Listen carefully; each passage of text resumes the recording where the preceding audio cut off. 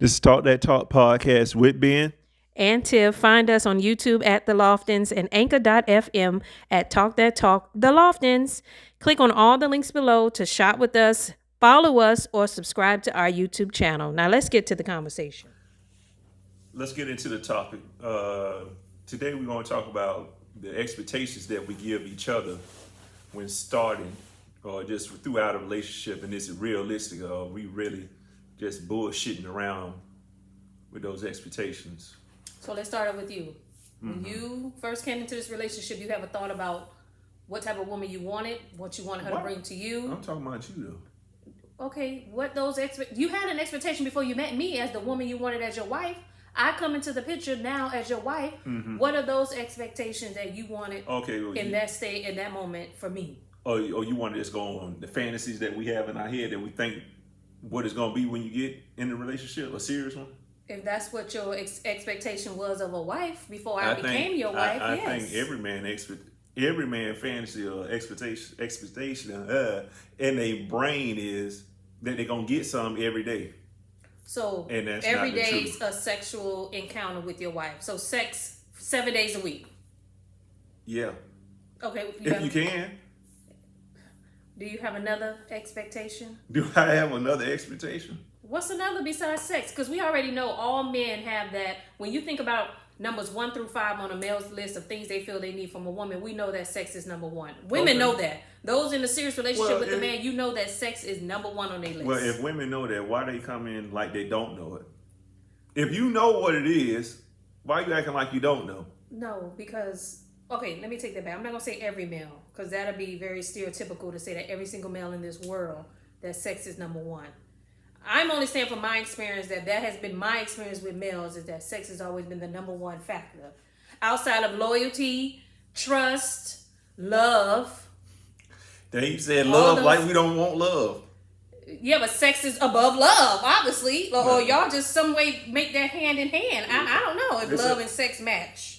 Nah, not with us. Not all the time. Okay, it don't match. So okay, sex is number one. Man, we're going to just go down my list. You ain't have no expectation. Ain't ladies first? Well, my first expectations of that particular male coming in was, for me, it was trust. Trust is number one for me coming in, that I have to know trust you, only because of my past was very untrustworthy.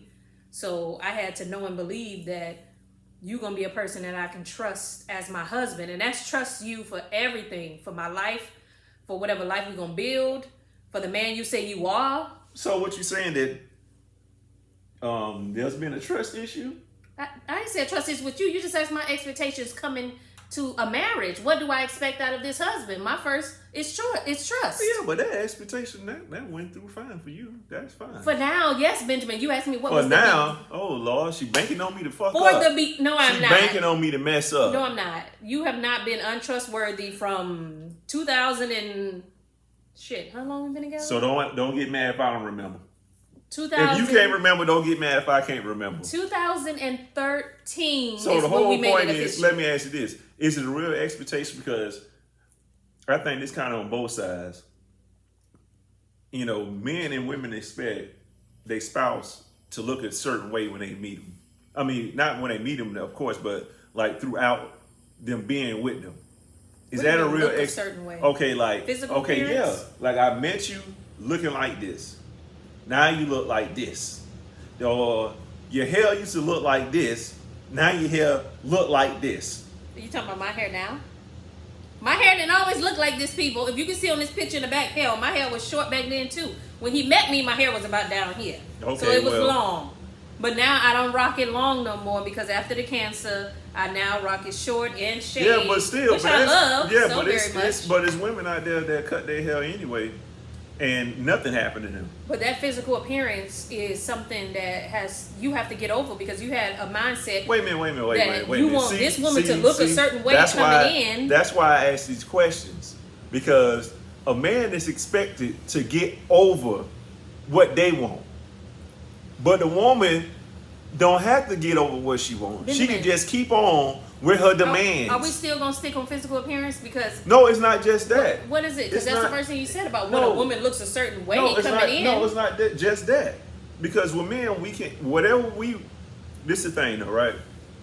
when a man has things that they want or they ask for in a relationship, and the woman gives it to them in the beginning, or they mention that's what they want, and they bring it up again, now it's like, why you asking me about that?